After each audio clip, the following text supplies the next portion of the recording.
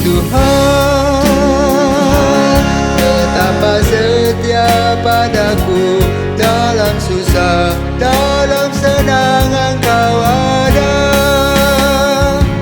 Betapa ingin ku layani Dikau dengan hati yang seputih cintamu. Betapa ingin ku layani Dikau dengan penuh cinta padamu Tuhanku.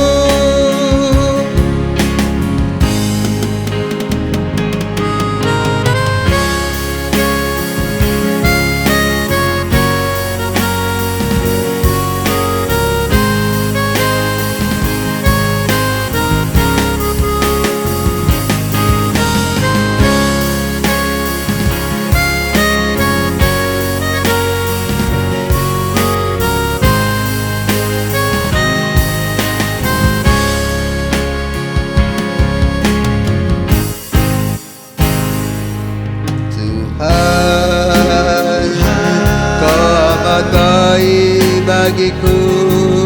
Tuhan, Kau amat cinta padaku. Tuhan,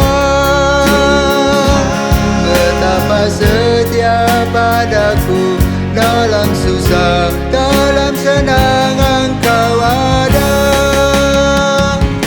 Betapa ingin ku layani Dikau, meski tantangan menghadang di depanku.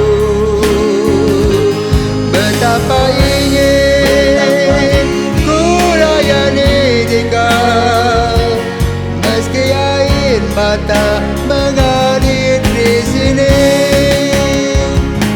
Betapa ingin ku layani Dikau, meski tantangan menghadang di depanku. Betapa ingin ku layani Dikau dengan penuh cinta padamu Tuhanku. Dengan penuh cinta padamu Tuhanku.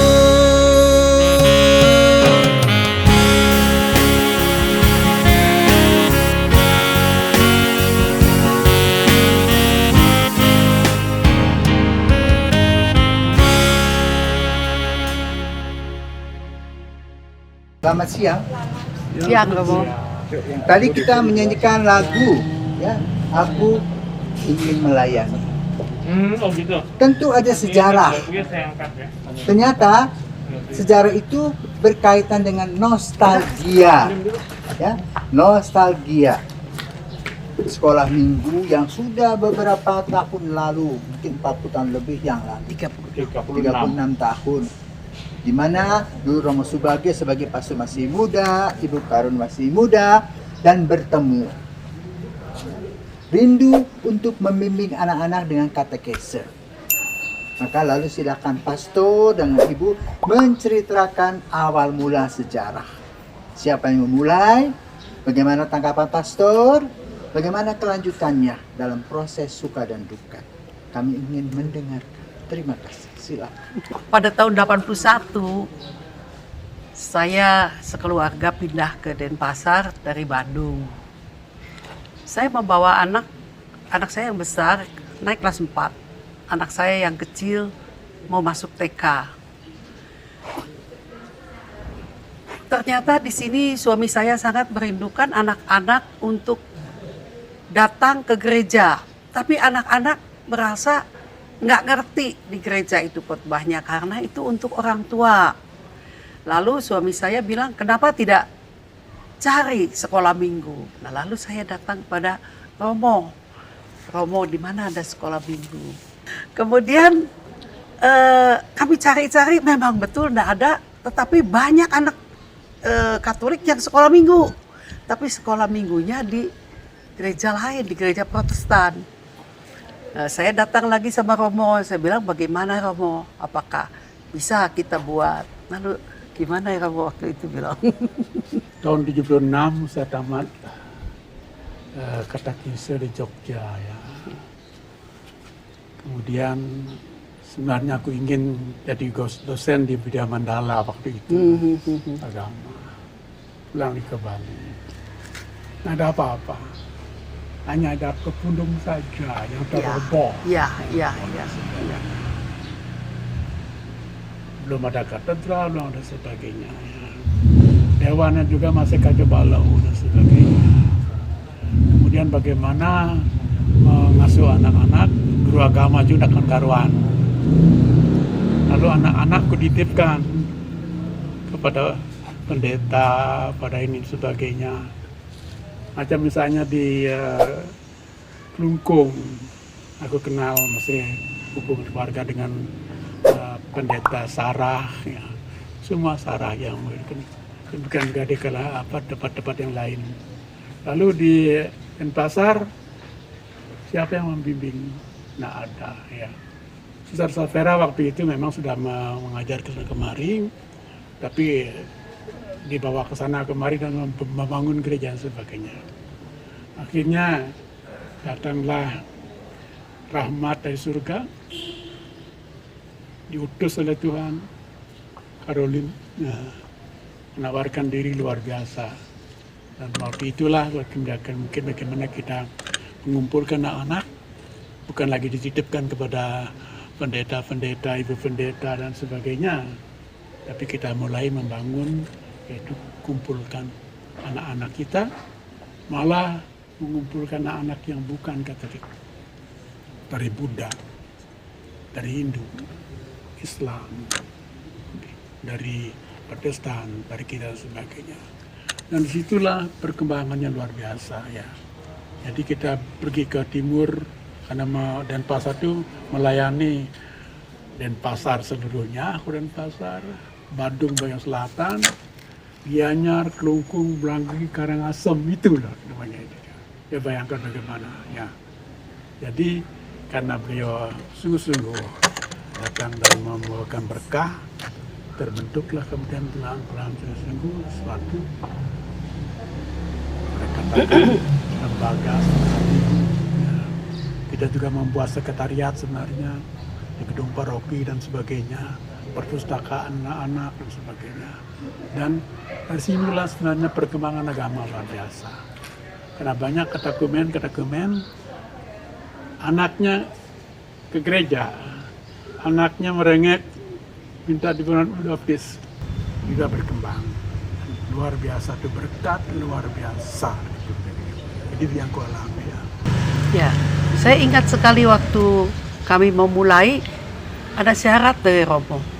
Harus ada suster. Dan itu saya senang sekali bahwa Romo itu ingin supaya sekolah minggu Katolik itu benar-benar sekolah minggu Katolik gitu. Nggak kemana-mana jalan. Dan waktu itu ada Suster Safera, ya, ada Ibu Ana dari Upung itu. Nah, kami bertiga mulai dengan beberapa anak sampai akhirnya mencapai sekitar 500 anak ya Romo ya. Lalu ada pertanyaan, apakah betul yang diberikan itu oleh ibu-ibu di sekolah minggu itu, apakah betul ajaran gereja yang sesungguhnya?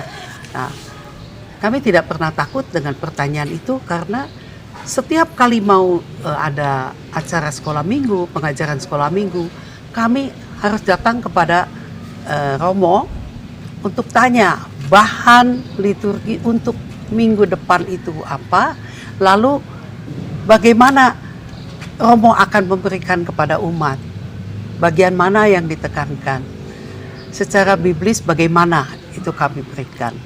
Nah, kami mendapatkan, lalu kami telaah lagi. Jadi kalau tujuannya begini, bagaimana kami harus berikan kepada anak. Jadi kami carikan, berarti ini harus pakai lagu ini, harus pakai kegiatannya ini. Itulah yang kami lakukan. Dan setiap kali kami ada berhubungan dengan gereja, tidak pernah lepas. Gitu ya kamu. Itu berlangsung terus. Itu berlangsung terus sampai ketika paroki-paroki lain berdiri, sudah ada katedral, ada Santo Petrus, ada Immanuel, ada banyak paroki berdiri, dan mereka minta supaya di tiap paroki mereka buat sendiri. Akhirnya terbagi-bagi tiap paroki ada. Tapi saya senang sekali bahwa anak-anak luar biasa. Nanti kita juga akan setelkan apa kegiatannya anak-anak dan bagaimana kami mencukupi kebutuhan mereka. Gitu ya, Romadi. Jadi kelompok sekolah minggu itu pengasuh itu diajar menjadi seorang katekis. Ya. Katekis luar biasa. Bagaimana metodenya mengajarnya, bahannya bagaimana. Jadi memang diambil oleh ibu melihat tokoh-tokoh ini.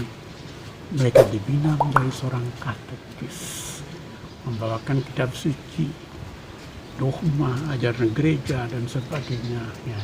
Dan kami menjelaskannya bagaimana metode katekese yang dipelajari di Jogja, dan itu betul juga menjadi sekolah katekese sebenarnya. Pendidikan katekese memperluaskan pendidikan anak menjadi anak iman yang beriman yang luar biasa itu ya. Terima kasih untuk informasi dan sharing pengalaman yang luar biasa. Ya, seperti dalam surat Santo Paulus. Paulus menanam, Paulus menyiram, Tuhan yang memberikan pertumbuhan. Selamat dan profisiat kepada Romo Subage dan Ibu Caroline yang dipakai oleh Tuhan untuk katekese pada diri anak-anak yang sekarang sudah dewasa.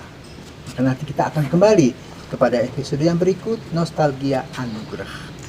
Selamat. Terima kasih, Romo. Oke. Kak,